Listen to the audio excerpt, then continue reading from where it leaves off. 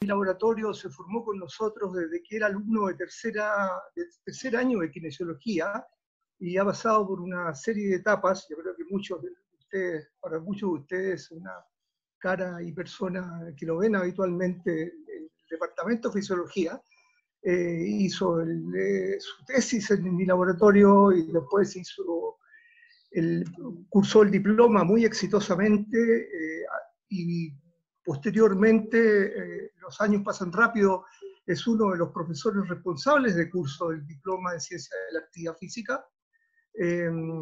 Hizo el magíster en fisiología, lo cual establece un vínculo que me parece a mí muy interesante y muy importante, y vaya como un mensaje para los kinesiólogos, sabemos que son espléndidos los kinesiólogos formados en la facultad, pero que tengan presente que pueden incursionar en otras áreas también, como es la fisiología. Es una mezcla fantástica, mezclar la fisiología y todo lo que está involucrado con eso, con el ejercicio y la investigación en cosas relacionadas con el movimiento, que es una área predominante en los kinesiólogos.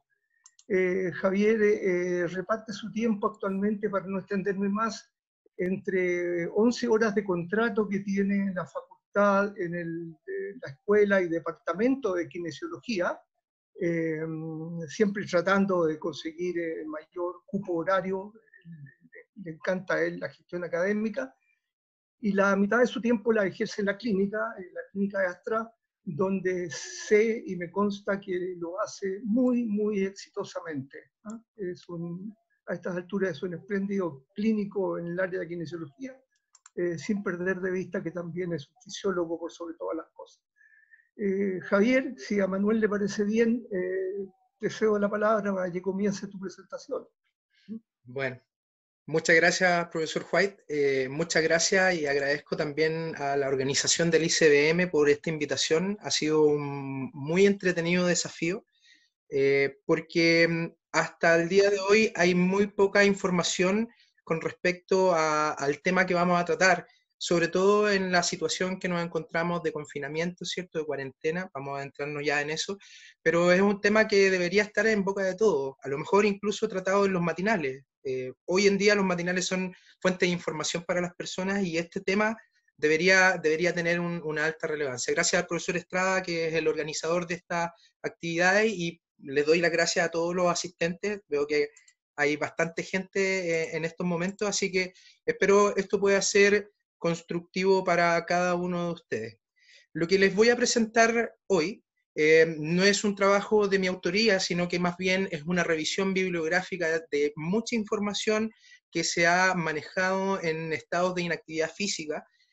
Por lo tanto, se combina bastante con lo que yo he podido experienciar también en mi práctica profesional del punto de vista clínico. Bien, la inactividad física es un problema hoy en día, no tan solo por la cuarentena, sino que, como vamos a ver, por una realidad social.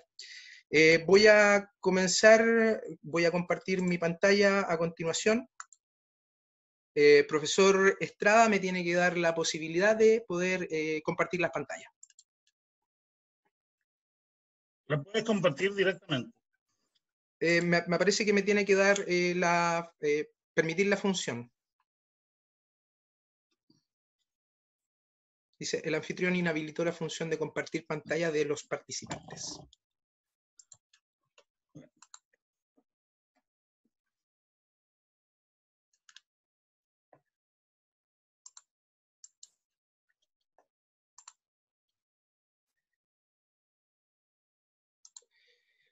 Perfecto. Muy bien, como les decía, bienvenido a esta presentación. Hoy mi nombre es Javier Bravo, soy kinesiólogo de profesión, magíster en fisiología, y quiero conversarles sobre la temática que es justamente los efectos deleterios que podría tener la inactividad física, en este caso por diversas causas, porque estamos en una realidad, ¿cierto?, internacional, una emergencia sanitaria que nos tiene supeditado a estar en este estado de confinamiento. Sin embargo, como vamos a revisar, pareciera ser que, al menos en el caso de Chile, esta es una realidad no tan solo por la actualidad, sino que es una realidad país. Agradezco, como siempre, al Laboratorio de Ciencias de la Actividad Física, que nos ha permitido, de alguna manera, me ha permitido de alguna manera adentrarme en este mundo de la fisiología y sobre todo de la fisiología del ejercicio. Y bueno, lo que vamos a conversar es justamente qué tipo de consecuencias podría traer esta cuarentena a la que estamos sujetos a sujetos que no realizan actividad física o han dejado de realizar la actividad que están acostumbrados a realizar. No sin antes partir con dos citas que me parecen extraordinarias para graficar lo que nos está pasando. Perdonen si en algún momento tengo una cuota de silencio, voy a achicar aquí la pantalla de todos ustedes, pero aún así va a ocupar un espacio, entonces voy a tener que ir moviendo dependiendo de la diapositiva. Y la primera cita es justamente una cita de la Organización Mundial de la Salud, que dice que la salud es un estado más bien complejo de bienestar, físico, mental y social, y que no solamente se refiere a la ausencia de una afección o una enfermedad. ¿Por qué es tan importante? Porque hoy en día estamos absolutamente centrados en lo que es no pegarnos, ¿cierto? O no infectarnos con este coronavirus, ¿cierto? Y enfermarnos de la enfermedad COVID-19. Y hemos dejado algunos de los tópicos que señala la Organización Mundial de la Salud como relevantes para nuestro bienestar, como lo pueden ser el tópico de la salud mental y también la interacción social. Por lo tanto, me parece que tenemos que adoptar esta frase, ¿cierto?, que fue popularizada el año 1946 y hacerla, ¿cierto?, partícipe en nuestra realidad actual. Pero también quisiera rescatar una frase de dos biólogos excelentes investigadores, ustedes los conocen muy bien, Humberto Maturana y Francisco Varela, quienes nos regalaron una definición de la autopoiesis, diciéndonos que los sistemas vivos tienen una propiedad que les permite mantenerse vivos, y es la autopoiesis. Y esta capacidad es nada más que la capacidad de realizar procesos que permitan crear o destruir elementos dentro de este mismo sistema, con el fin de mantener las perturbaciones que pone el medio, ocuparlas y poder generar cambios dentro de nuestro organismo. Para ponernos un poco en contexto, tenemos que tener claro que ha habido un cambio en lo que es la realidad del ser humano. Desde cuando nos conocemos en esta evolución que ha sido conocer a los homínidos, ¿cierto? En donde tenemos una evolución de donde vendríamos principalmente de mamíferos, por supuesto, pero de homínidos, hemos ido evolucionando de tal manera de comenzar con pueblos, ¿cierto?, en cierta altura, a la altura de Etiopía, y que migraron hacia lo que es la parte cercana al nivel del mar. Conjunto con esto, hemos pasado de ser sujetos absolutamente móviles, ¿cierto?, en nuestra sociedad para poder conseguir, nómadas para poder conseguir alimentos, y gracias a las comodidades y los estilos de vida que han ido cambiando, hemos en esta línea de tiempo de alguna manera involucionado, como ustedes ven en esta imagen, hacia una menor tasa de movimiento. Y fíjense que los estilos de vida poco saludables, como pueden ser la alimentación, como aquí aparece en esta gráfica un poco más divertida, nos ha llevado a desarrollar enfermedades no transmisibles como lo pueden ser la obesidad y nada más que derivada de cambios de hábitos. ¿Sí? Antes teníamos que correr para cazar, antes teníamos que escapar, ¿cierto?, de aquellas amenazas. Hoy en día estamos en la protección, fíjense, de una cuarentena, de un virus que no podemos observar a simple vista, pero estamos en nuestra protección del hogar, la mayoría, los que pueden, pero estamos en un estado protegido, ya no tenemos que sobrevivir a través del movimiento, cosa que ha ido variando a partir de los primeros homínidos. Pero si me permiten extenderme un poco más en este ámbito, no tan solo enfermedades no transmisibles se han derivado de estos cambios de nuestras actividades sociales, también se han desarrollado patologías y dolores crónicos que están asociados a la disminución del movimiento, ¿sí? Hay un disosoma de lo que es la inactividad física que dice que la falta de movimiento nos puede llevar a desarrollar cáncer, dolor lumbar crónico, diabetes mellitus, obesidad y entre otras patologías que en realidad van a llevar a un desmedro en la calidad de vida de los sujetos. Esto es un estudio derivado, ¿cierto?, de la Encuesta Nacional de Salud de los años 2009-2010, que muestra la realidad del sedentarismo a nivel de nuestra población chilena, mostrando que hay casi un 50% de mujeres en estos momentos sedentarias, a diferencia de una proporción levemente menor de hombres, ¿cierto? Pero cuando analizamos la realidad chilena, estamos cercanos al 50%. ¿Cómo ha sido descrito este nivel de sedentarismo? Fíjense que en el año 2012 una serie de artículos se liberaron, ¿cierto?, en la revista Journal of Physiology, que hablaba justamente de las conductas sedentarias, y hablan que una conducta sedentaria es cualquier conducta que dure más de 3 horas al día, ¿cierto?, de actividades que tengan un bajo nivel de consumo energético, ¿sí? Esto es un gráfico, ustedes lo han visto, lo deben estar ocupando, lo deben estar observando, son las estadísticas al día de ayer de los contagiados por la realidad y emergencia sanitaria que estamos viviendo. Como para adentrarnos, hemos tenido como Latinoamérica un gran cambio, ¿cierto?, sobre todo en la proporción de enfermos derivados del país Brasil, ¿cierto?, que hoy se ha convertido en el tercer país a nivel mundial con más contagios, pero la realidad de otros países como Perú y Chile no es ajena a esta misma realidad que está viviendo Brasil. Tenemos al segundo país latinoamericano, que es Perú, en el 12º lugar, y Chile, a pesar de la alta tasa de contagios que ha ido cambiando en los últimos días y que nos mantiene hoy, o al día de ayer, con 3.500 nuevos casos aproximadamente, nos tiene por detrás de México, ¿cierto?, con casi 50.000 personas que han sido infectadas. ¿Por qué es tan importante esto? Hay algunas autoridades, ¿cierto?, de estamentos internacionales que han dicho que el mundo cambió, también de nuestro gobierno. ¿Y qué es lo que cambió? Fíjense que a partir del pasado del 15 de marzo, la mayoría de los países comenzaron a realizar medidas sobre confinamiento. Chile se ha mantenido en una medida, ¿cierto?, de confinamiento localizado que ha ido variando conforme van cambiando también nuestras estadísticas. ¿Qué es lo que ha cambiado? Bueno, se ha solicitado realizar cuarentenas, ¿cierto?, que en un principio fueron absolutamente optativas, pero que hoy nos tienen en una realidad que para la mayoría de las comunas del Gran Santiago es una cuarentena absoluta. Bien, ¿y qué cambios ha traído esto? Fíjense, a la derecha les muestro este gráfico, la fuente es BBC, que nos muestra cómo han descendido el número de viajes comparado post-coronavirus versus antes. Y fíjense que en las principales ciudades, urbes del mundo, ha caído los viajes en vehículo casi a un 0%. Esto se consigue gracias a la realidad que tenemos hoy en día de poder mantenernos o estar obligados a estar en una cuarentena. Países como Brasil, fíjense que la proporción, a pesar de que es importante igual, no ha bajado, pero también es conocido que Rusia en un principio no aplicó este confinamiento, por lo tanto tenemos realidades que son heterogéneas. Sin embargo, en la mayoría de las ciudades, al igual que lo que ha pasado en Santiago, y quienes hayan tenido que salir en esta cuarentena se podrán haber dado cuenta, ha disminuido la cantidad de viajes, de personas que andan en vehículo o que andan en locomoción colectiva. Ahora, el mundo cambió, ¿cierto?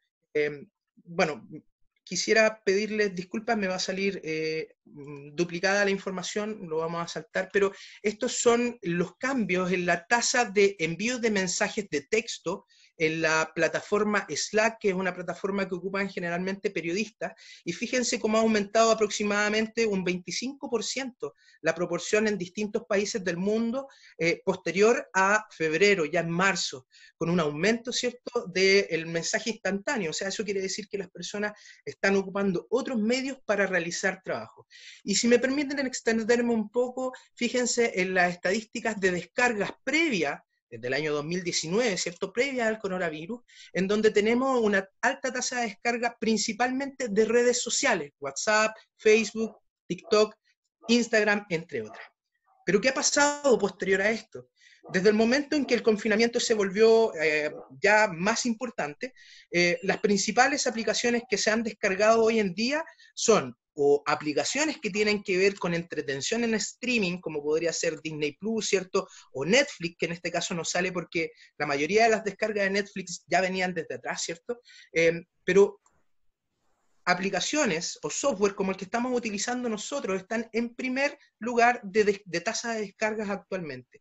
Y esto tiene que ver principalmente con que se están ocupando como medios de trabajo. Y por tanto, la realidad del mundo efectivamente cambió. Tenemos sujetos que están mucho más estáticos, están haciendo sus trabajos principalmente desde sus casas y finalmente vamos a tener tasas de sedentarismo incluso mayor de las medidas del año 2009 y 2010 por nuestra encuesta nacional de salud. Pero si el mundo cambió, ¿habrán cambiado también las recomendaciones de la Organización Mundial de la Salud de realizar actividad física? Fíjense que cuando uno realiza una revisión es muy poco la infografía, es muy poco la información que actualmente se maneja sobre cambio en las recomendaciones. Actualmente las recomendaciones para adultos de la Organización Mundial de la Salud propone que para llevar un estado de vida saludable el sujeto debe realizar 150 minutos de moderada intensidad a la semana. Esto, si ustedes lo comparan con algunos estudios que muestran impacto real, tanto en la composición corporal de sujetos como en efectos de salud, está muy por debajo de los 300 o 400 minutos que se necesitan a la semana para mantener realmente un estado de vida saludable.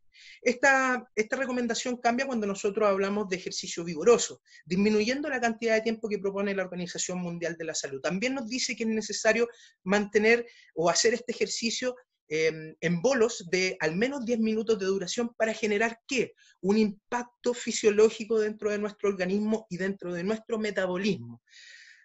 Lo que sí dice es que si uno quisiera tener beneficios adicionales, entonces esta práctica de 150 minutos debería aumentarse, pero no lo hace obligatorio. No dice que hay que hacer los 300 minutos por semana de actividad física moderada o 150 minutos en este caso de actividad vigorosa. Por lo tanto, tenemos recomendaciones que se vienen arrastrando desde hace más de 15 años y donde ha habido poca migración a la realidad que hemos descubierto a través de distintos estudios en la actualidad. También se dice que es absolutamente necesario realizar actividades de fortalecimiento muscular, porque no solo la capacidad cardiorrespiratoria tiene que estar entrenada, sino que también nuestra capacidad de locomoción, y esa capacidad de locomoción se da además por el músculo esquelético. Por lo tanto, entrenamientos musculares de fuerza muscular son absolutamente importantes para mantener un estado de vida saludable. Existen recomendaciones también para adulto mayor, existen recomendaciones para niños. Aquí les pongo, por ejemplo, las recomendaciones de jóvenes de 5 a 17 años, en donde se necesitan tener 60 minutos de actividad moderada a vigorosa todos los días. La mayoría de ustedes están en estos momentos con sus hijos en las casas, quienes tienen la oportunidad de estar en confinamiento, ¿cierto? Y díganme ustedes cuál es la principal actividad que se está haciendo hoy en día. Principalmente mover el control remoto para poder cambiar el televisor, o mover los dedos para poder jugar algún tipo de consola, o mover los ojos para poder leer algún tipo de libro. La actividad física hoy día ha disminuido en su tasa de una manera muy importante. Y fíjense que hay hasta recomendaciones para recién nacidos de 0 a 1 año, incluso de 1 a 5 años. De 1 a 5 años es absolutamente importante que los padres jueguen al menos 1 hora, hagan actividades lúdicas con sus hijos para poder mantener un estado de vida saludable. Por desgracia, colegas, el ser humano tiene una muy mala memoria, y con el estado actual y la emergencia actual que estamos viviendo, con esta pandemia, parece ser que nos olvidamos de otra pandemia que nosotros mismos en Chile poseíamos. Este es un artículo de una revista muy prestigiosa, muchos de ustedes la deben conocer, la revista Lancet, que ya el 2012 hablaba sobre la pandemia de la inactividad física como un factor de salud pública. Y por tanto es importante darnos cuenta de que a partir del año 2012 ya se sabe que una de las principales causas, cuarta causa de muerte a nivel mundial, es justamente la inactividad física. Y habíamos definido la inactividad física anteriormente como cualquier tipo de actividad cualquier actividad que sea mantenida por más de 3 horas con una baja tasa de gasto energético. Fíjense que Cho y sus colaboradores en 2013 demostraron que cuando aumenta esta cantidad de horas de inactividad física por más de 7 horas de conductas sedentarias, aumenta muy importantemente el riesgo de mortalidad por cualquier causa. Díganme ustedes si hoy por hoy en Chile estas estadísticas no deberían sustentarnos. La verdad es que los niveles de actividad física están absolutamente asociados con el sobrepeso y la obesidad. Esta es una colaboración de profesoras de la Universidad Católica y de la UCLA, la Universidad de California, ¿cierto? En donde se indica a la actividad física y más exactamente al nivel de actividad física como un factor de riesgo para tener sobrepeso u obesidad. ¿Y cuál es la realidad de nosotros los chilenos? Una realidad paupérrima. Fíjese, hasta el año pasado teníamos 1/4 de nuestra población con sobrepeso. Una de las cosas difíciles hoy en día para realizar, por ejemplo, comparaciones entre obesos y población normal en nuestra realidad es que tenemos un 25% de población normopeso. O sea, conseguir sujetos normopeso para hacer investigación y hacer controles de sujetos obesos o sobrepeso, hoy en día es difícil. Tenemos un 75% de población obesa. No podemos hacernos los locos, ¿cierto? Y no tener claro de qué puede estar pasando con nuestros niveles de actividad física. Fíjense que esta es una una relación entre la masa corporal y la relación que esta misma tendría con la mortalidad por cualquier tipo de causa, analizando o categorizando según sexo y según raza. Tenemos sujetos varones y mujeres, ¿cierto? Ennegrecidos, cuadrados y rombos, de raza blanca, y en triángulos y cruces, hombres y mujeres de raza negra. Fíjense que conforme vamos aumentando en el índice de masa corporal, el riesgo relativo de tener un evento con muerte como consecuencia se dispara. Algo curioso que me pareció al ver este gráfico es que fíjense que las mujeres negras, no importa que lleguen a tasas de obesidad altas, tienen un riesgo reducido en comparación con hombres negros y hombres y mujeres blancos, a pesar de que su índice de masa corporal esté aumentado incluso por sobre obesidad mórbida. Algo curioso, algo que debería ser investigado y que me pareció digno de rescatar en esta presentación. Lo cierto es que conforme aumente nuestro IMC, el riesgo relativo de tener una muerte por cualquier evento aumenta. Entonces tenemos una población de alto riesgo en estos momentos, un 75% de nuestra población es de alto riesgo. Tenemos clarísimo que la población de tercera edad está en riesgo hoy por el coronavirus. Tenemos clarísimo que las personas que tienen comorbilidades tienen mayor riesgo por la enfermedad de coronavirus. Nos hemos olvidado que las personas, el 75% de nuestra población está con una alta tasa de riesgo de tener una muerte por cualquier evento, ¿sí? En el año 2002, este autor Levin comenzó con los estudios justamente sobre la termogénesis y el efecto que tenía el aumentar los niveles de actividad física y de ejercicio físico en el gasto metabólico diario. Fíjense que él describió que existe un alto porcentaje, incluso es más de un 50% del gasto energético diario supeditado a lo que es la tasa metabólica basal. Por lo tanto, aunque no nos movamos, nosotros estamos haciendo un alto consumo energético, pero desgraciadamente no es nada más que el 50%. Recordemos que la actividad física es cualquier tipo de actividad que aumente en 1,5 veces la tasa metabólica basal. Por lo tanto, tenemos una alta proporción de gasto energético derivada ya sea de ejercicio o de actividad física que no es considerada ejercicio. No podemos dejar afuera que hay una termogénesis, un efecto termogénico de la comida, ¿cierto? En donde ustedes pueden ver en el gráfico superior,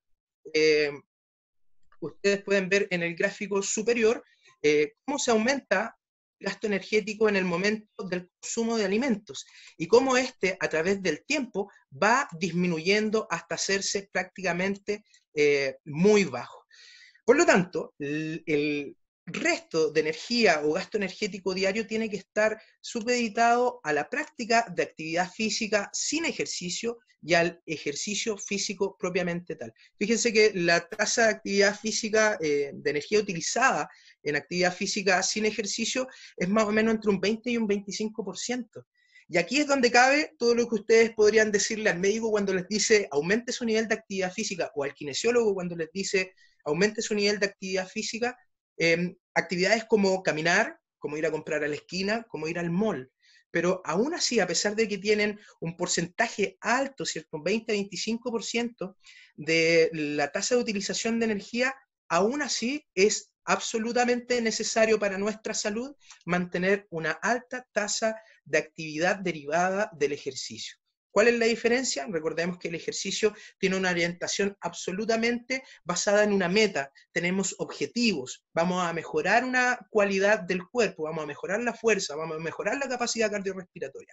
Muy diferente a lo que significa ir a comprar a la esquina o ir al mall, ¿cierto? Que es realizar actividad física. Ahora, si es una realidad país la inactividad física, fíjense que aquí está el gasto energético, perdón, el gasto de dinero por parte de las instituciones tanto públicas como privadas, como también el aporte que tiene que hacer el ciudadano promedio, ¿cierto? Atribuible a la inactividad física y sus consecuencias, ¿bien? Y fíjense que Chile tiene un porcentaje no menor de gasto público en el sector público derivado de consecuencias de la inactividad física. Ahora, por supuesto que hay países que tienen un mayor desarrollo y un mayor compromiso con el gasto por inactividad física, como lo podría ser perfectamente Uruguay. Ahora, fíjense que el problema en la realidad de Chile es que un 30% del gasto por inactividad física es derivado de nuestros propios hogares.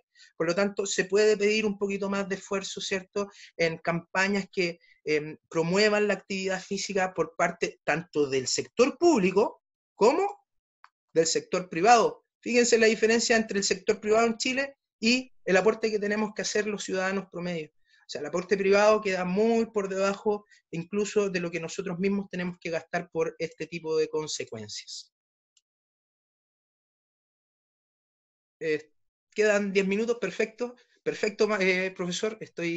Me cuesta un poco seguir el chat.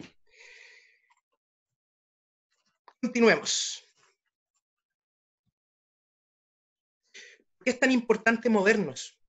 Que se activa y se promueve la acción del principal organismo que tenemos hoy en día del punto de vista metabólico, que es el músculo. Un aumento en la tasa de trabajo aumenta los niveles de activación de la AMP quinasa, ¿cierto? Y que aumentan la tasa de oxidación de grasa. Esto es absolutamente importante en lo que es el tejido adiposo. Recordemos que el tejido adiposo tiene una alta actividad metabólica y una alta actividad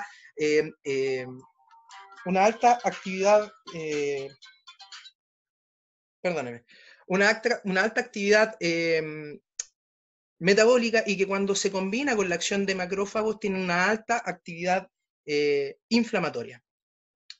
De la misma manera, el trabajo muscular permite, ¿cierto?, un aumento en el neutrofismo muscular que va a tener ciertas consecuencias hormonales, pero también nos aumenta el consumo de glucosa, y esto va a tener ciertos beneficios del punto de vista del metabolismo de la glucosa, actuando, por ejemplo, sobre el glucógeno hepático, ¿cierto?, entre otras cosas. También hay un aporte importante de lo que es el ejercicio en el metabolismo del páncreas endocrino, ¿cierto?, donde se libera nuestra principal hormona hipoglucemiante e hiperglicemiante, la insulina y el glucagón. Pero tampoco podemos dejar afuera que el ejercicio tiene un impacto real en lo que es nuestra densidad mineral ósea. La disminución de la tasa de ejercicio inevitablemente va a llevar a una disminución en lo que es la densidad mineral ósea. Y aquí les pongo qué es lo que ocurre con distintas probabilidades con la inactividad o con la presencia de sarcopenia. Fíjense cómo hay un aumento, ¿cierto? Hay una disminución con la inactividad de la que es la masa muscular, la fuerza y por consecuencia lo más importante para los seres humanos, la funcionalidad. Con esto también hay un aumento en lo que es la masa grasa y al haber estos cambios van a haber cambios a nivel metabólico. ¿Qué son tan importantes la inactividad física y los factores como las dietas no saludables? Fíjense que los 4 principales factores de riesgo para desarrollar una enfermedad no transmisible son justamente la inactividad física, las dietas poco saludables o los hábitos de dieta poco saludables, el abuso del alcohol y el uso de tabaco. Y son causantes de las principales, son causales, ¿cierto?, de los principales eventos de muerte, ya sea por enfermedad cardiovascular, por cáncer y también por una enfermedad metabólica muy conocida probablemente por ustedes, como lo es la diabetes mellitus. Responsable entre ellas del 68% de las muertes en el año 2012 a nivel mundial. Es importante tener claro de que estos factores de riesgo, como lo son la inactividad física y los estilos de dietas poco saludables, son también en sí mismos factores de riesgo para otras enfermedades, como lo pueden ser la hipertensión arterial, los niveles de glucosa aumentados en sangre, conocido como diabetes, y entre otras cosas, dislipidemias y la misma obesidad. Bueno, centrémonos. ¿Qué es lo que nos pasa entonces cuando disminuimos las tasas de inactividad física? Fíjense que la NASA viene estudiando hace mucho tiempo atrás ya lo que es la inactividad física en modelos que tienen que ver con reposo en cama. De hecho, ellos realizaron varios estudios que demostraron que el reposo en cama era comparable con lo que les sucede a los astronautas a nivel de lo que es la Estación Internacional Espacial. Me está llegando un mensaje, no sé cuánto tiempo nos queda, profesor Estrada.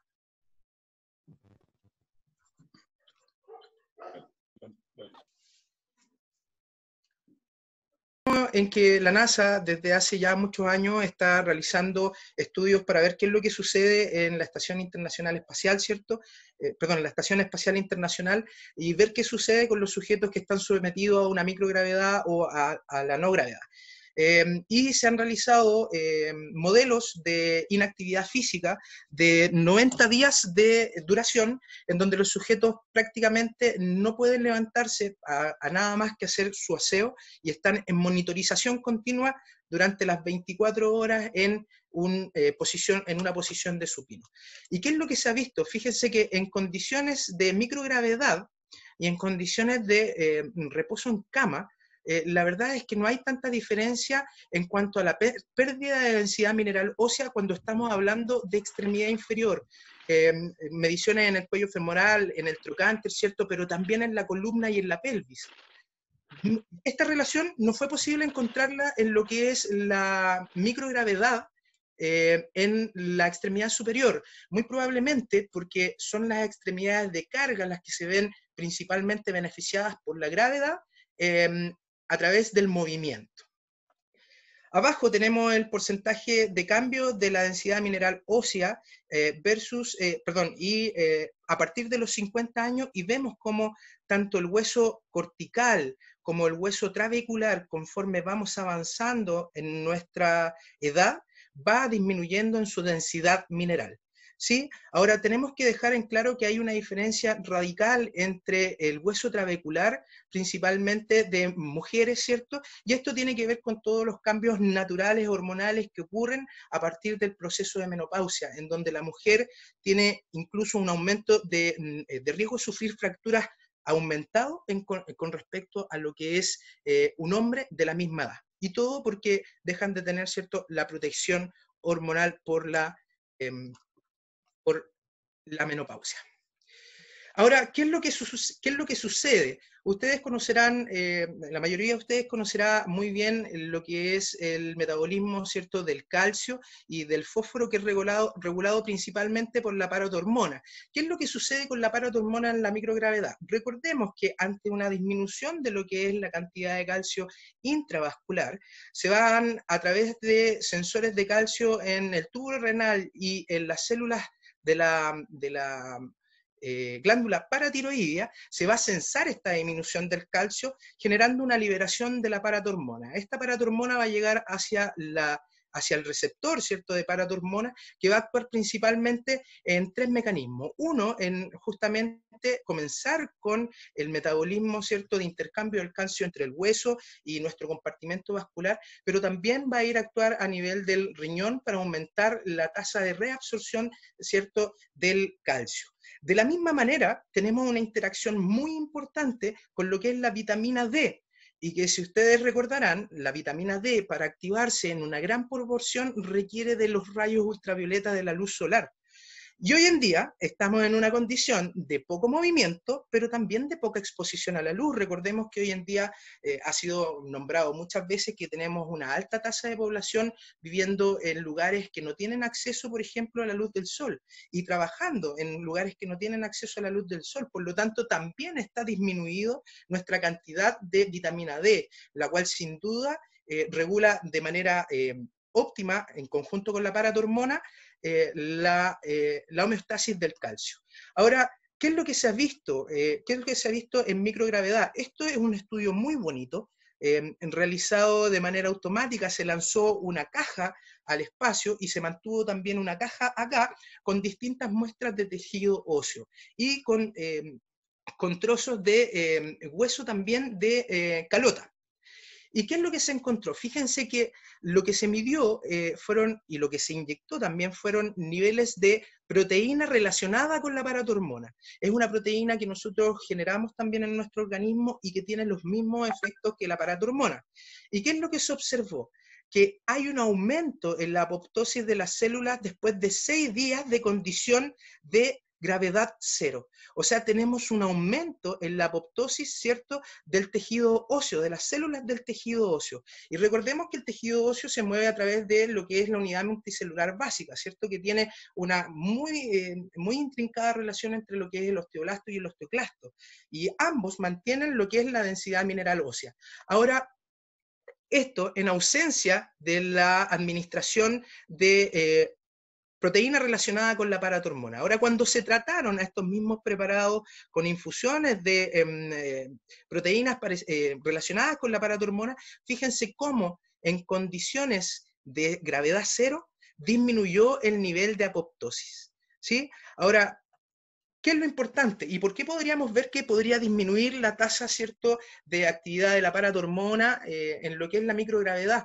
El principal estímulo para la unidad multicelular básica y principalmente para el osteocito, que es el que sensa, ¿cierto?, los cambios de presión interna a nivel trabecular, es justamente la carga, la gravedad. Por lo tanto, cuando estamos en situaciones de reposo relativo o de microgravedad, no vamos a tener el principal estímulo para los osteocitos, que es la carga. ¿Y cómo sensan los osteocitos esta carga? A través de justamente las proteínas que tienen en su membrana, tienen, entre otras cosas, integrinas que sensan los cambios de la presión hidrostática que está entre los poros de las ostionas. Hemos hablado de la paratormona, hemos hablado de la relación intrincada que tiene con la vitamina D. Pero ¿qué pasa en el reposo en cama? Fíjense que en esta revisión que realizó un grupo italiano sobre recomendaciones nutricionales para la cuarentena en COVID, recomiendan absolutamente lo que es la suplementación de la vitamina D en esta cuarentena.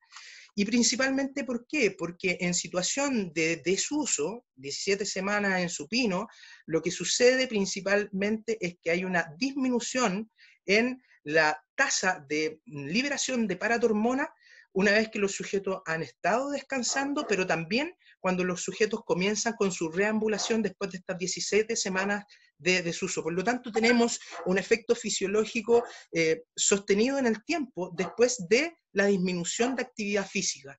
De la misma manera, vemos que la vitamina D, ¿cierto?, en su en su forma activa, que sería la vitamina D3, también está disminuido. Ambos valores tienen un P significativo menor a 0,05. Y de ahí que se dé esta recomendación, este grupo, de justamente realizar suplementación de vitamina D. Sin embargo, el hueso no va a ser no va a ser el único de los tejidos que se va a ver principalmente dañado. Yo les mencionaba al principio de esta presentación que muchos tejidos se ven beneficiados por la práctica de actividad física y del funcionamiento de lo que es el músculo esquelético. Fíjense que estos son niveles de insulina y de glucosa a través de una prueba de tolerancia a la glucosa con 5 días de reposo en cama. Estos sujetos solamente se podían poner de pie durante 30 minutos diarios para realizar aseo y también fueron monitoreados a través de camas y a través de personal para poder hacerlos volver a sus camas cuando pasaran los 30 minutos. Y fíjense, con solo 5 días de desuso, cómo las tasas de liberación de insulina ante una misma prueba se disparan y son más altos, lo cual sin duda nos va a elevar lo que es nuestro valor OMA. De la misma manera, los sujetos que en esta prueba de tolerancia a la glucosa demostraron al mismo tiempo medido niveles mayores de glicemia. Por lo tanto, tenemos sujetos que, además de tener un desmedro en lo que es la densidad mineral ósea, van a tener un desmedro en el punto de vista metabólico, cambiando lo que es la regulación de esta hormona y este metabolito derivado del metabolismo energético, o útil en el metabolismo energético. Pero fíjense que hay otras también variables de salud, sobre todo en el ambiente cardiovascular, que se ven afectadas por momentos de desuso o de inactividad física. Fíjense que la presión arterial sistólica se ve aumentada en procesos de reposo de 5 días, ¿sí? Con valores que son casi cercanos a los 10 milímetros de mercurio, que si ustedes revisan la literatura, ya con 10 milímetros de mercurio nosotros podemos decir que hay un impacto negativo en lo que es un alza de la presión arterial sistólica. De la misma manera, los vasos ven disminuido su calibre, y si ustedes me recuerdan, según la ecuación de flujo, ¿cierto? Una disminución del calibre es absolutamente importante para el aumento de la presión arterial. De la misma manera, el flujo se ve disminuido en condiciones de, el flujo se ve aumentado en condiciones posterior a lo que es el reposo de 5 días, lo que genera un aumento de la presión arterial. Ahora, en este mismo estudio se midieron justamente la hiperemia posterior a la reambulación de la arteria braquial y también medida con de 3 y 5 días de desuso. Y fíjense cómo el flujo del brazo disminuye significativamente, cosa que también sucede en la extremidad inferior. Hay un descenso, ¿cierto?, en lo que es el flujo sanguíneo a partir de la reambulación de los sujetos. Otras variables metabólicas que se ven afectadas son el colesterol total, la cantidad de triglicéridos, que recordemos que ambos tienen una incidencia en lo que es, ¿cierto?, el síndrome metabólico, pero los valores de glucosa aquí nuevamente los vemos aumentados, al igual que lo que es la liberación de insulina, y por tanto vamos a tener un aumento en la relación de estos dos elementos, ¿cierto?, que se calcula a través del OMA. Y además de esto, tenemos también cambios en los índices de sensibilidad a la insulina, que son los que están acá abajo, que si bien es cierto, no son suficientes como para decir que estos sujetos cambiaron su nivel de salud. Estamos hablando de una inactividad de 5 días. Y no sé si me recordarán de los datos iniciales, pero nosotros empezamos nuestro confinamiento a partir más o menos de entre el 18 al 21 de marzo. Y ahí comenzaron todas estas restricciones. Mucho más que 5 días. Adicionalmente, les traigo aquí lo que sucede con la inactividad física y el riesgo relativo de tener una muerte, ¿cierto?, a través de, categorizando según IMC de sujetos que tienen diabetes mellitus y que se mueven poco, que tienen un movimiento o un nivel de actividad física más cercano al promedio, y aquellos sujetos, perdón, es al revés, aquellos sujetos que caminan de manera con menor grado, ¿cierto? Menor velocidad, sujetos que caminan a una velocidad normal y sujetos que tienen un trabajo, una velocidad de marcha aumentada. Y fíjense, conforme aumenta lo que es el índice de masa corporal en sujetos diabéticos, aumenta el riesgo relativo de tener una muerte por cualquier tipo de evento. A la derecha les muestro también el riesgo relativo tanto de hombres como de mujeres en relación con su circunferencia de cintura. Y fíjense cómo las mujeres tienen un aumento en lo que es el riesgo cardiovascular, pero muy por debajo de los hombres. Y esto también podría tener que ver con la protección que tienen las mujeres antes de la menopausia. Ahora, lo más complejo es que no tan solo las personas que tienen una circunferencia de cintura mayor tienen un alto riesgo de mortalidad, sino que también aquellos que están enflaquecidos. Esto es un juego, muy probablemente más de alguno de ustedes haya visto estas imágenes, y son cortes, ¿cierto?, transversales de 3 muslos de 3 personas diferentes. Acá arriba, por supuesto, ustedes pueden ver un músculo con un alto nivel de trofismo, por supuesto, ¿cierto? Ahí vemos lo que es el fémur, pero vemos, ¿cierto?, los músculos cuádriceps e isquiotibiales con un volumen muy importante. Abajo a la izquierda vemos a un sujeto que tiene un mayor contenido de tela subcutánea y también mucha infiltración grasa dentro de sus músculos. Ya a la derecha vemos una condición parecida a la primera, ¿cierto? En donde hay una alta tasa de masa muscular. Fíjense las diferencias en lo que es la edad. Arriba tenemos un sujeto de 40 años, atleta, ¿cierto? Con una alta masa muscular por el gran nivel de actividad física que realiza. Y a la izquierda, un sujeto de 74 años sedentario. O sea, el solo hecho de ir envejeciendo, pero además de ser sedentario, nos condiciona a tener un mayor nivel de adiposidad subcutánea, pero también un mayor nivel de infiltración grasa dentro de los músculos. Y esto está relacionado directamente con disfunción y con enfermedades musculoesqueléticas. Pero miren lo que sucede cuando estos mismos sujetos de esta misma edad realizan práctica de actividad física activa, de ejercicio físico, cuando son entrenados. Nosotros podemos ser capaces a través del entrenamiento físico de disminuir los efectos deleterios de la edad y también, ¿cierto?, del sedentarismo. Ahora, desde el punto de vista metabólico, recordemos que el músculo tiene una alta actividad metabólica de mioquinas y por tanto, personas que tengan una mayor masa muscular van a tener una mayor disponibilidad de estas mioquinas y por tanto tienen un mayor rol muscular, por ejemplo, lo que es el músculo cuádriceps. Y este músculo está absolutamente relacionado con sobrevida, pero también calidad de vida de los sujetos. Pasa conforme uno va aumentando la edad. Esta, fíjense que es la tasa de esfuerzo derivado del trabajo conforme pasa la edad. Y conforme pasa la edad, las personas nos volvemos un poquito más flojitas, ¿cierto? Y evitamos el trabajo que se puede categorizar como trabajo físico en nuestras labores laborales, perdón, aunque valga la redundancia. Y fíjense cómo podemos atribuirle a causas isquémicas una alta tasa de mortalidad atribuible a lo que es la inactividad física. De la misma manera también existe una tasa importante en enfermedades crónicas, perdón, en enfermedades no transmisibles como lo es la diabetes tipo 2, el cáncer de colon, el cáncer mamario y los infartos, ¿cierto?, cerebrales. Abajo les muestro justamente la cantidad de energía o la cantidad de trabajo que hacen las personas conforme pasa su edad y relativos a lo que es el transporte. Y aquí entra todo lo que tienen que hacer los sujetos cuando salen de su casa, ¿cierto? Van a tomar la locomoción colectiva y este tipo de actividades se ve disminuido con la edad.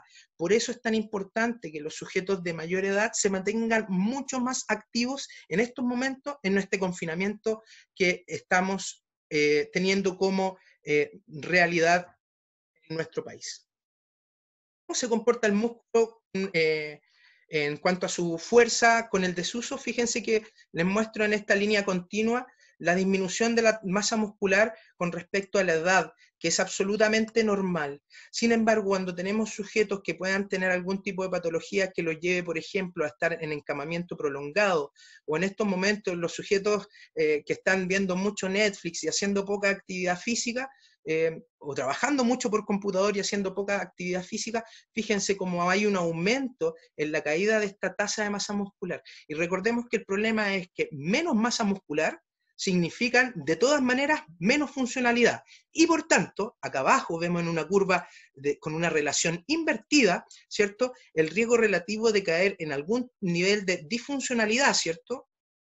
Y a nivel normal, conforme pasa la edad, pero cuando tenemos sujetos con desuso, fíjense cómo se ve aumentado este riesgo de tener algún tipo de discapacidad o disfunción. Fíjense que se han hecho mediciones a partir de sujetos que han sido sometidos a desuso, ya sea por una cantidad baja de días o una cantidad considerable, y lo que vamos a observar en mediciones isokinéticas, ¿cierto?, de fuerza muscular, es que existe una disminución en la fuerza que es capaz de realizar un sujeto en pruebas, por ejemplo, de RM, o bien en pruebas isocinéticas, ¿sí? Por lo tanto, tenemos una disminución en lo que es, por ejemplo, la capacidad de del principal extensor de rodilla, que en este caso es el cuádriceps. Y yo ya les había mencionado que el cuádriceps, un cuádriceps fuerte, está justamente relacionado con calidad de vida, pero sobre vida. Un poco más mostrando lo mismo, el efecto catabólico de una sarcopenia tradicional a través de la edad, pero la crisis catabólica en la cual podríamos estar sujetos en este momento, ¿cierto? En donde hay picos de descenso de lo que es la masa muscular, la formación, por ejemplo, de proteínas, ya sea miosina y actina, ¿cierto? Que actúan dentro de la contracción muscular. A la derecha les pongo algunas de las comorbilidades que han sido indicadas como las de más alto riesgo en el caso de las personas que pudieran estar infectadas por que pudieran caer con una enfermedad de COVID-19, las personas que tienen EPOC. Y fíjense cómo el diámetro, ¿cierto?, o el trofismo muscular va descendiendo conforme nosotros vamos agravándonos en el proceso de enfermedad pulmonar obstructiva crónica. De la misma manera, fíjense cómo los niveles de actividad física de estos sujetos están en un detrimento, ¿cierto? Es un sistema pulmonar, cómo va disminuyendo, incluso a valores que son muy bajos, considerados conductas sedentarias. Recordemos que para un hábito de vida saludable es caminar más de 10.000 pasos, algunas aplicaciones dicen más de 11.000 pasos, y fíjense cómo los enfermos por enfermedad pulmonar obstructiva crónica están muy por debajo de los niveles de actividad física para tener hábitos de vida saludables. ¿Bien? De la misma manera, la fuerza voluntaria máxima que es capaz de realizar el cuádriceps va disminuyendo, lo cual va a afectar sin duda en la locomoción e independencia de este tipo de sujetos. Este es un esquema que nos sirve para ver tipos de sujetos: los sujetos entrenados, los sujetos desentrenados y los sujetos con un fitness relativo a un poquito mejor que el promedio. Fíjense que el riesgo relativo en los sujetos que son sedentarios y comienzan a realizar actividad física se disminuye muy rápidamente. Conforme se aumenta el nivel de actividad física, podría haber algún tipo de evento, ¿cierto?, que pueda llevar a algún tipo de riesgo de muerte.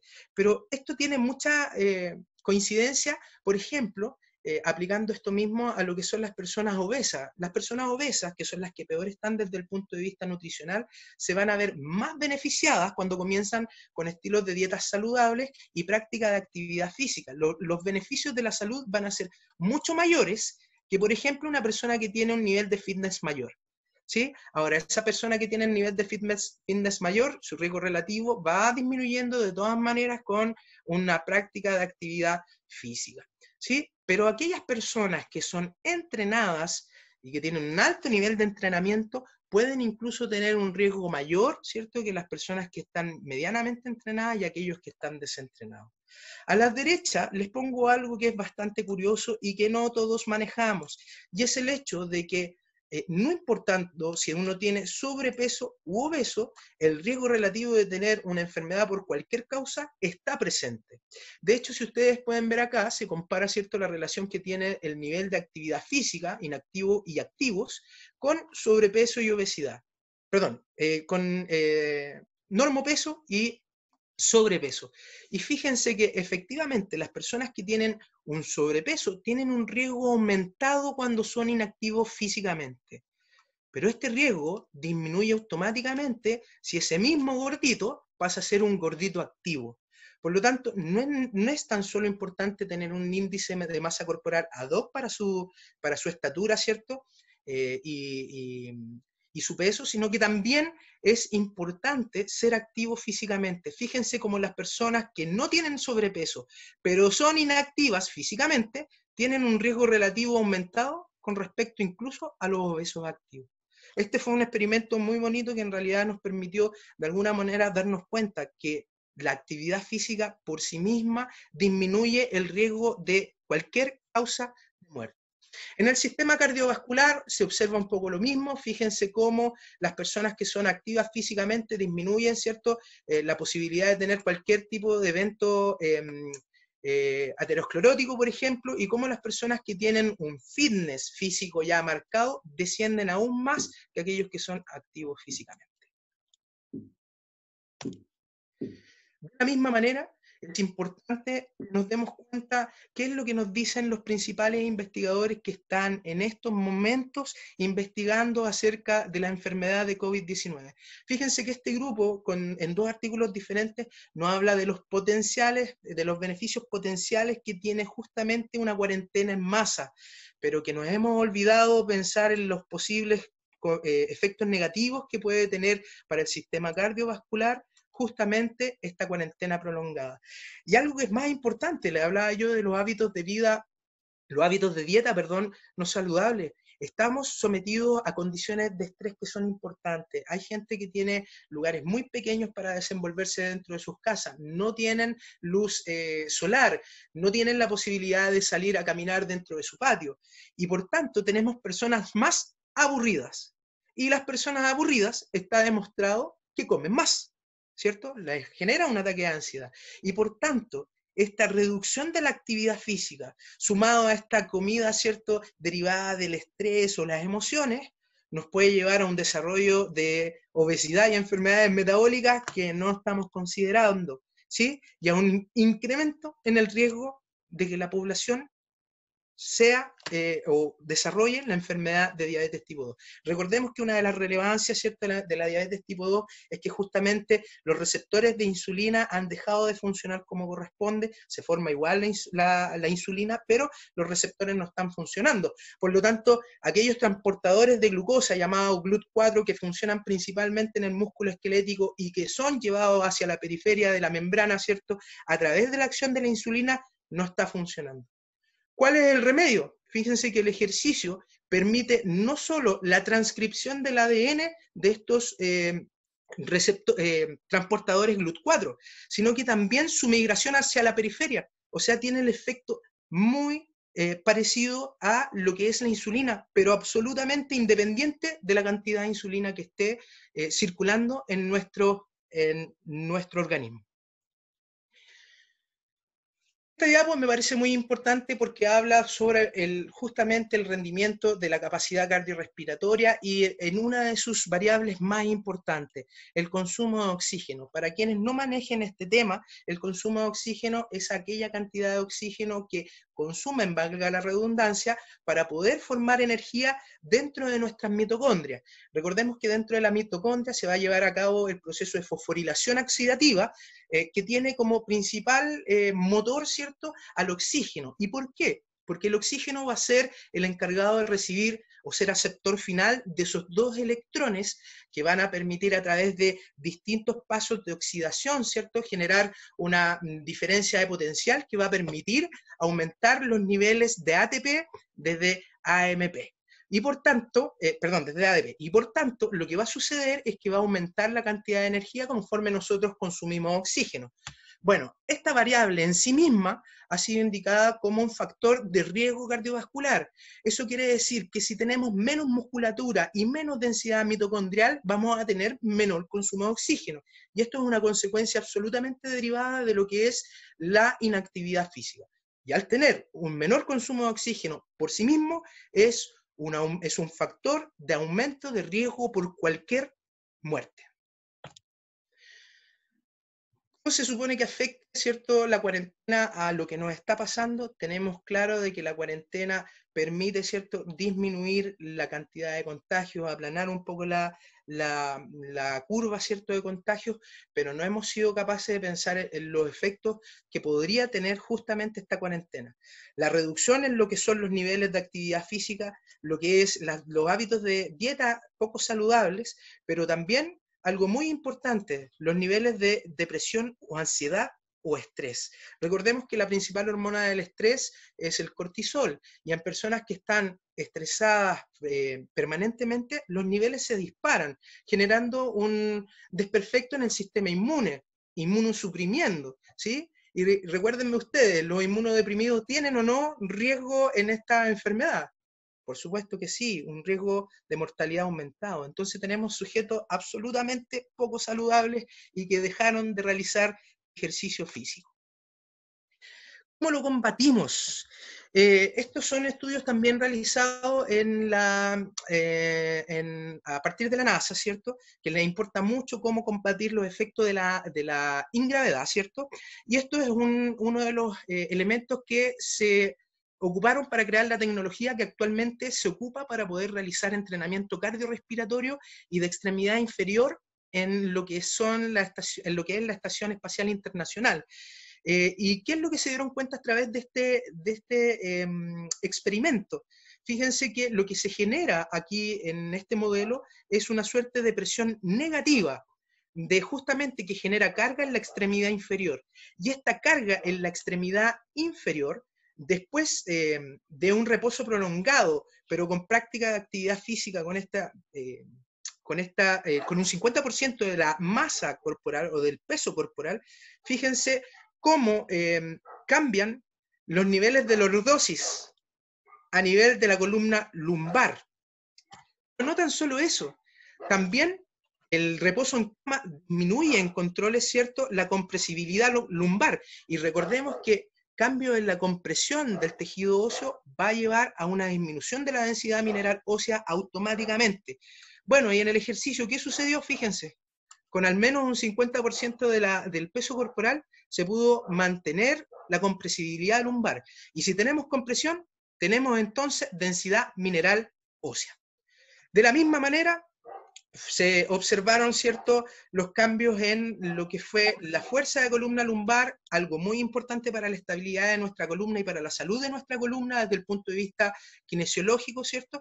Y fíjense cómo hay un mantenimiento, ¿cierto?, en la fuerza muscular, a pesar de que hay algunos cambios en algunos grados, pero se mantiene principalmente posterior al reposo en cama, la fuerza en la mayoría de los grados, ¿cierto?, de acción de la musculatura lumbar. ¿Cómo entonces solucionamos el problema? Hay que entrenarse y los niveles de entrenamiento no deben ser altos. Tenemos muchas horas seguidas de inactividad en estos momentos, muchas horas de Netflix, muchas horas de teleconferencias, ¿cierto? Muchas horas de videojuegos, pocas horas de actividad. Fíjense que estos mismos investigadores, a través de este artefacto que ustedes ven ahí, que en realidad no es nada más que dos barritas con un dinamómetro al medio, se dieron cuenta que en algunos músculos es posible simular los efectos del entrenamiento de sobrecarga. Y por tanto no hace falta tener sofisticados elementos en la casa para poder mantener nuestro trofismo muscular, sino que es solo necesario realizar actividad física. Yo no sé si ustedes se dan cuenta, pero ya el solo hecho de generar, ¿cierto?, una fuerza con las manos podría ser un símil a este tipo de ejercicio. Bueno, y si el mundo cambió Nuevos desafíos. Fíjense que el Colegio de Kinesiólogos, en colaboración con algunos kinesiólogos que han realizado prácticas de telerehabilitación, se tomaron, ¿cierto?, en serio estos niveles bajos de actividad física y la necesidad, por supuesto, de seguir entregando lo que es la terapia no tan solo en el área musculoesquelética, sino que en cualquier área de la rehabilitación. Y hoy en día hay programas, ¿cierto?, de telemedicina o telerehabilitación que se puede realizar en los hogares, pausa activa, ¿cierto? O ejercicio de manera muy simple. Aquí tenemos ciertas herramientas que pueden utilizarse en la casa porque lo importante no es entrenarse para estar en un estado ad hoc para el alto rendimiento. No, es lo necesario para poder mantenerse bien y saludable. Y de hecho, el Colegio de Kinesiólogos, ¿cierto?, en colaboración, generó esta guía de práctica de telerehabilitación para los kinesiólogos que cada vez se está utilizando más en centros de entrenamiento y también en centros de rehabilitación. ¿Por qué no es importante entrenarnos en sobrecarga, sino que solamente ser activos físicamente? Bueno, aquí ven, y para ir terminando, ven ustedes cómo tenemos sujetos que son pobremente respondedores, ¿cierto?, a las dosis de ejercicio físico y sujetos que responden normal desde el punto de vista cardiorrespiratorio. Por favor, cardiorrespiratorio. Fíjense cómo el resto de los beneficios de salud aparecen en dosis mucho más bajas que hacer entrenamiento suficiente como para mejorar en incluso aquellos que son pobremente respondedores. Hay un artículo muy bonito que habla del mito de los no respondedores al ejercicio y que habla justamente de esta relación, que cuando tenemos a sujetos que no responden en mejoras a su capacidad cardiorrespiratoria, si nosotros aumentamos la tasa de ejercicio, nosotros vamos a lograr que mejore su capacidad cardiorrespiratoria. Pero para poder tener beneficios para la salud, no hace falta entrenar a dosis alta, solo moverse. Y este mismo investigador Levin, que yo les mencionaba anteriormente, en un congreso que tuvimos la oportunidad de viajar como laboratorio a presentar varios trabajos en un simposio de actividad física, nos decía, nos ejemplificaba que hacer una caminata a una velocidad tipo mol, 4 o 5 kilómetros por hora, disminuye la glicemia postprandial a niveles normales. 5 a 10 minutos de marcha a una velocidad lenta ya nos traen beneficios a nivel metabólico. Por lo tanto, muchachos, no hace falta tener un gimnasio en la casa. Lo que hace falta es querer moverse y nada más que eso. Para terminar, la importancia que tiene el ejercicio físico para nuestro metabolismo ha sido ampliamente estudiada. Todavía no somos capaces de conocer exactamente qué es lo que pasa, pues muchas de las mediciones son un tanto extrañas, porque nos dicen que con el ejercicio se liberan más o menos las mismas citoquinas o los mismos mediadores que se liberan cuando estamos en un estado inflamatorio. Pero hay una diferencia radical. En el ejercicio, principalmente estos metabolitos son antiinflamatorios.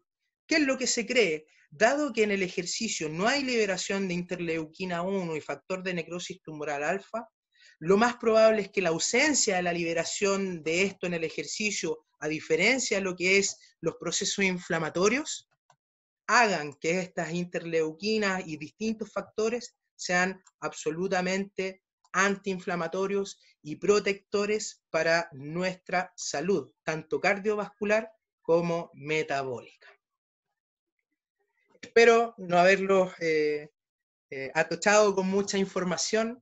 Esto corresponde, como les decía yo, a una revisión de distintos artículos y de distinta información que es posible encontrar, ¿cierto?, en la literatura, y que si alguno de ustedes quisiera profundizar, hay muchos artículos, puedo poner a disposición de ustedes tanto la presentación como los artículos de donde se sacó la información para esta presentación. Muchas gracias, Javier. Informativa presentación nos ha dado. Vamos a terminar, pero necesito que pinche nuevamente el link para la ronda de preguntas, porque yo creo que hay muchas, ¿ok? Así que estamos y volvemos.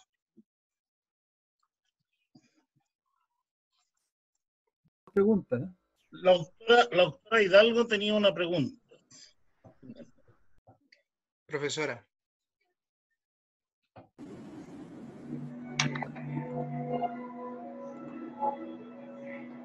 Hola. Profesora, gusto verla.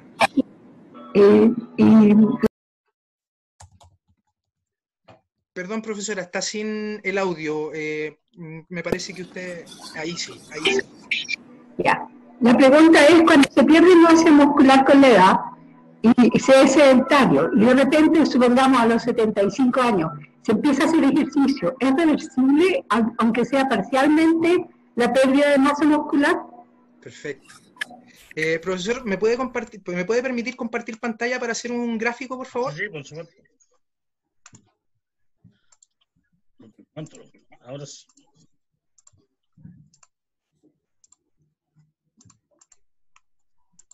Ahora sí.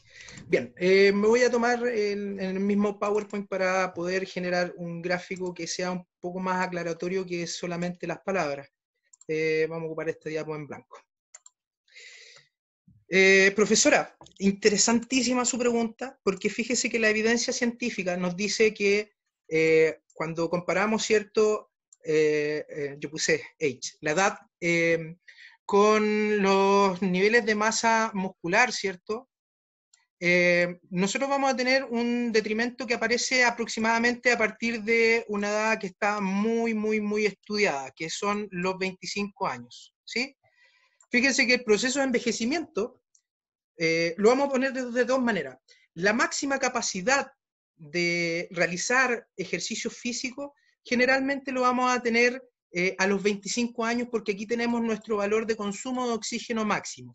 No confundamos con el rendimiento deportivo. Sabemos, por ejemplo, que las personas que realizan canotaje, por ejemplo, podrían tener su máximo rendimiento deportivo a los 40 años.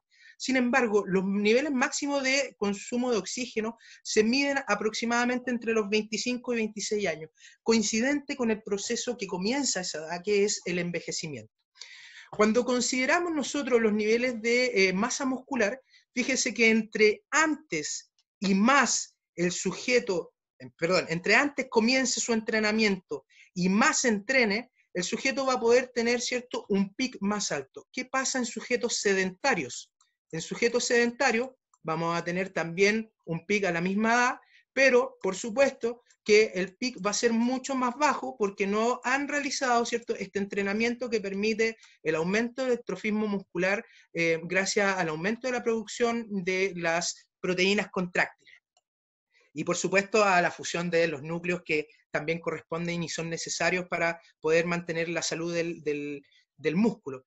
Pero ¿qué pasa, cierto, cuando yo tengo una condición, por ejemplo, de enfermedad en donde yo estoy en desuso? Esto pasa.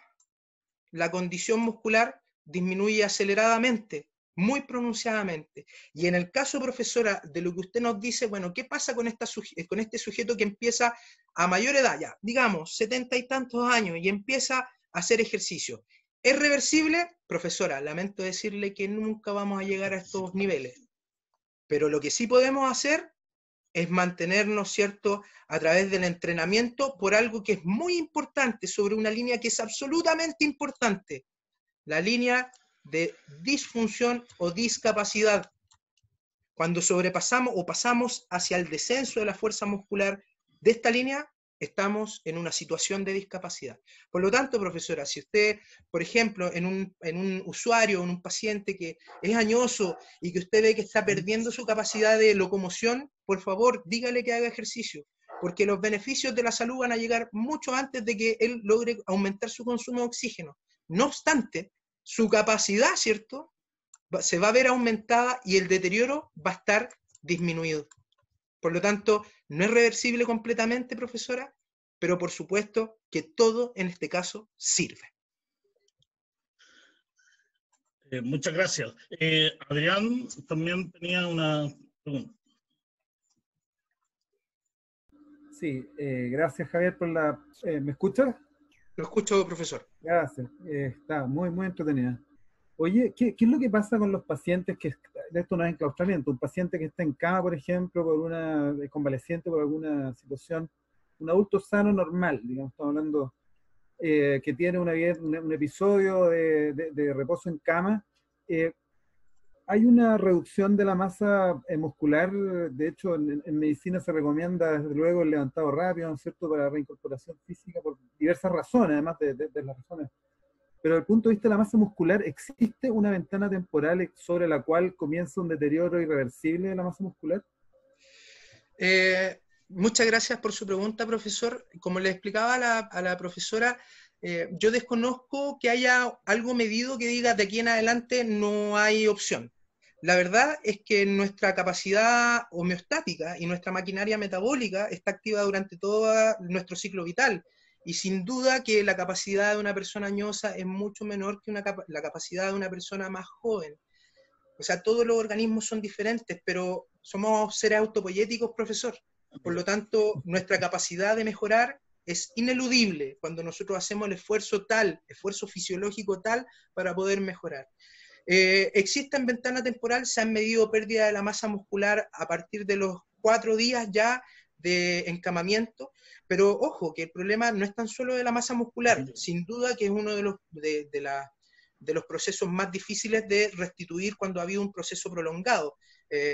Por ejemplo, hay en estos momentos una persona que es paciente mío y que ha tenido un proceso de rehabilitación muy largo viendo la presentación, y él sabe que su masa muscular de los cuádriceps, ¿cierto?, no ha podido lograr el mismo nivel que tenía previo a su accidente. Sin embargo, su fuerza muscular le permitió pasar de no poder caminar a poder ser independiente y andar en bicicleta y hacer muchas otras cosas. Por lo tanto, más bien buscando algo en donde, un periodo en donde uno diga esto ya no es reversible, la verdad es que nuestro cuerpo, gracias a que somos seres vivos, tenemos la capacidad de autopoiesis y siempre podemos mejorar, siempre. La maquinaria metabólica va a estar mucho menos activa en personas añosas y por supuesto las capacidades van a ser mucho menores y por supuesto el periodo que necesitamos para entrenar y a lo mejor conseguir esa ganancia puede ser más largo. Por favor, cuando piensen en ejercicio, piensen en periodos de entrenamiento. No en salir a correr a la esquina, devolverme y quedarme en la casa durante 2 semanas. El ejercicio es metódico, tiene un objetivo, y a través de ese objetivo yo programo mi entrenamiento para el sujeto, independiente del problema de salud que tenga. Si es un desgarro, si es un problema a nivel óseo como una fractura, si es un problema a nivel renal. Tenemos en estos momentos el profesor Marcelo Cano, que su doctorado en fisiología del ejercicio lo hizo con entrenamiento de sujetos enfermos renales. O sea, independiente del estado, profesor, que tenga el sujeto, siempre va a mejorar, siempre. Muchas gracias. Está una pregunta de Emilio Herrera. Emilio.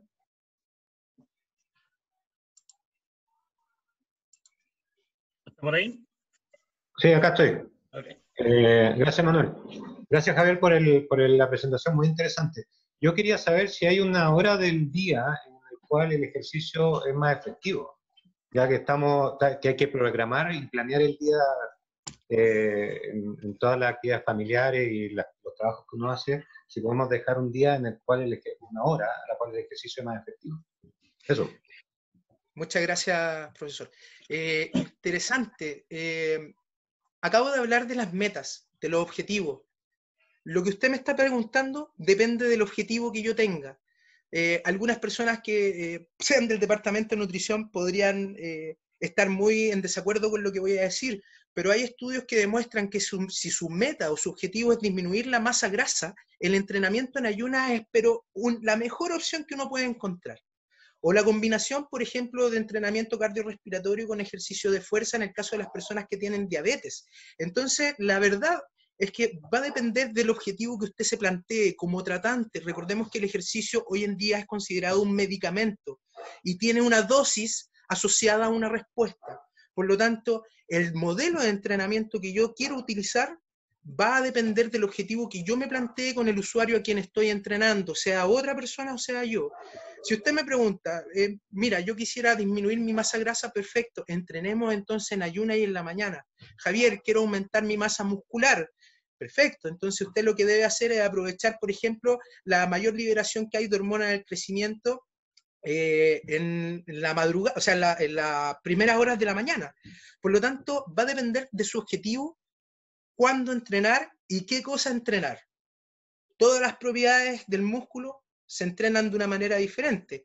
De hecho, el entrenamiento de los estiramientos, o sea, el ejercicio del estiramiento y lo que se produce como resultado es la elongación del tejido muscular, es absolutamente diferente a lo que se necesita para generar hipertrofia muscular. Y es absolutamente diferente en estímulo y en procesos metabólicos, digamos, inmiscuidos en lo que se necesita para generar un aumento en la capacidad cardiorrespiratoria. Por lo tanto, es importante el momento en que entrenamos, pero va a depender del objetivo, Emilio. Gracias. La profesora Guerrero me parece que Julia Guerrero tiene una pregunta también. Hola, muchas gracias Manuel, muchas gracias Javier, estupenda revisión, te felicito. Muchas Hubo gracias, mucho trabajo ahí porque tienes una cantidad de referencias. ¿Cuál de todos más interesantes? Que me habría gustado copiarlas todas para poder, leer de algunas en particular. Primero, un comentario, es decir que el índice de masa corporal mayor de 30 es en este momento por sí solo un factor de riesgo de desarrollar enfermedad COVID más grave. ¿Qué quiere decir más grave? Que requieran soporte ventilatorio no invasivo o invasivo. Y en este momento lo que hemos visto, datos no tabulados, es que es el factor de riesgo en los pacientes jóvenes que no tienen otra comorbilidad, que no es lo mismo que decir que es un gordito, hipertenso y diabético. No, estoy hablando del IMC por sí mismo. Y hay, además de la inflamación que me está escribiendo ahí Javier, hay dos posturas al respecto. Uno es que nadie ha demostrado viremia, pero se supone que existe viremia del SARS-CoV-2, que las técnicas de laboratorios no han permitido demostrarlo. Esa sería la manera de poder entender por qué se han aislado partículas virales a distancia del pulmón. Y uno de los órganos target de esta viremia es, o lo que se plantea en la literatura, es el tejido graso, de manera que el tejido graso viene a ser una suerte de reservorio de liberación lenta y prolongada del SARS-CoV-2.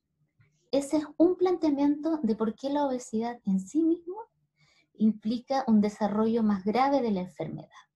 Y ojo que el paper del JAMA muestra que el 41% de los pacientes que ellos analizan tiene IMC más de 30. No estamos hablando de la obesidad 2 ni de la mórbida, estamos hablando de un poquito más que sobrepeso. Y el segundo mecanismo es lo que pone ahí Javier de la inflamación. Se sabe que el tejido adiposo es un tejido activo desde el punto de vista inmunoinflamatorio y genera, entre todas las adipoquinas, también la interleuquina 6. Y entonces, si ustedes, les voy a mostrar cuando me toque presentar, en el curso biológico de la enfermedad COVID, la primera fase está dada por la replicación viral y la insuficiencia respiratoria. Y la segunda fase está dada por la respuesta inflamatoria libre del agente viral. Y eso está comandada por interleuquina 6. Es más, hay un montón de trials corriendo en este momento en distintos lugares del mundo, donde el bloqueo del receptor de interleuquina 6 en la fase postvirémica, es decir, a comienzos de la segunda semana de enfermedad, después del día 10, podría tener un efecto terapéutico beneficioso en suprimir la respuesta inflamatoria. ¿Ya? Esos son dos comentarios respecto de COVID y obesidad. Segundo comentario, actividad física, que como bien dijo Javier, no es lo mismo que hacer ejercicio. Nuestro laboratorio participa de un FONIS con la doctora Laura Mendoza del Hospital Clínico Respiratorio y de un OIC, es decir, de una fuente de financiamiento del hospital, en la que se busca en el FONIS demostrar lo que fue una observación de un FONIS anterior, que el incentivo de la actividad física con un humilde contador de pasos en el domicilio nos mostró en el FONIS anterior, les mostró, porque yo no participé en ese, estoy en este, que hay una tendencia que disminuye las exacerbaciones por época. Primer hallazgo. Segundo hallazgo, entonces, es que tienes que diseñar un estudio para demostrar ese objetivo, que es el FONIS actual, que partía el 1 de marzo, porque ustedes entenderán que está suspendido porque no podemos trasladar a los pacientes. Pero es súper interesante porque así como la diapositiva que tú nos mostraste del curso temporal de la citoquina, nuestro laboratorio va a ser es el responsable de la cuantificación de las citoquinas en periferia, tratando de ver si efectivamente esta intensidad de actividad física, que no es un ejercicio propiamente tal, tiene este mismo efecto benéfico sistémico. Ya, se me olvidó que más. Ah, y lo último y tercero, que es, con la presentación que nos acaba de hacer Javier hoy día, sigo encontrando que la UCI es el mejor lugar del mundo para un trabajo multidisciplinario. La terapia intensiva se mueve con todas las profesionales de las facultades de medicina.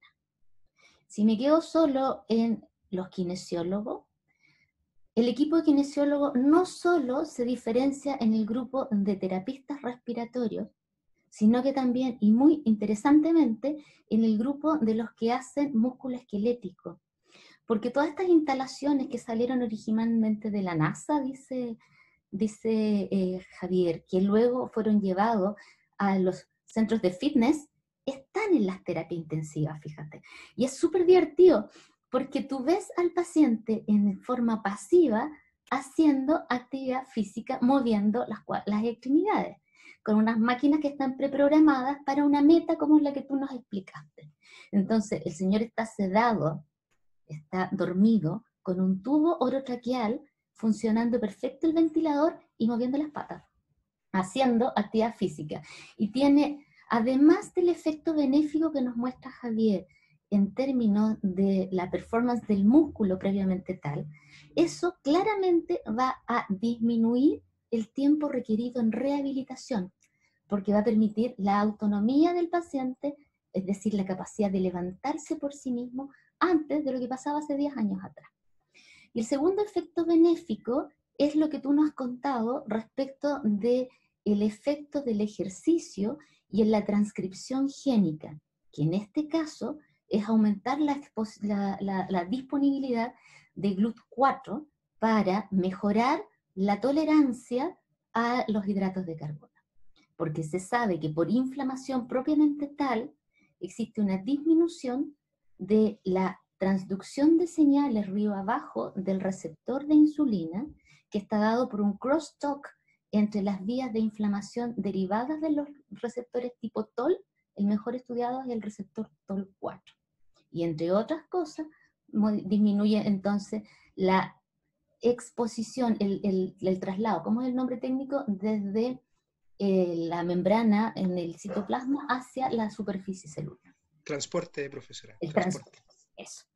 Eso quería yo agregar y volver a felicitar a Javier. Muchas gracias. Muchas gracias, profesora. Bueno, Javier, más preguntas, por favor, si tienen turno.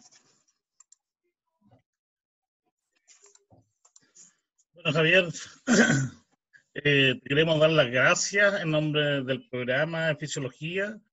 Fue una muy entretenida presentación, con mucha información, y tú la hiciste amena, y esa gran colección de información, de material, de paper, complementada con tus propias investigaciones, ha hecho que esta presentación sea muy amigable y muy entendible, muy atingente a la realidad. Así que muchas gracias, Javier.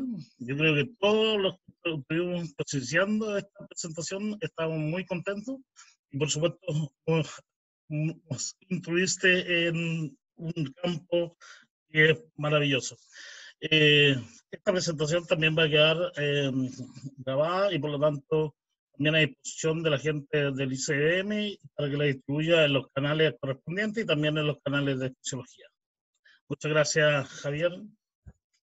Y esperamos contar contigo también alguna vez en una presentación en vivo dentro del programa de fisiología. Muchas gracias. Muchas gracias, profesor. Gracias a todos también por participar. Hasta luego. Nos vemos la Hasta luego. próxima. Hasta luego, que estén bien. Chao. Chao. Chao, chao. Gracias, Javier. Chao. Chao. Gracias, Chao. Javier. Gracias. Hasta luego.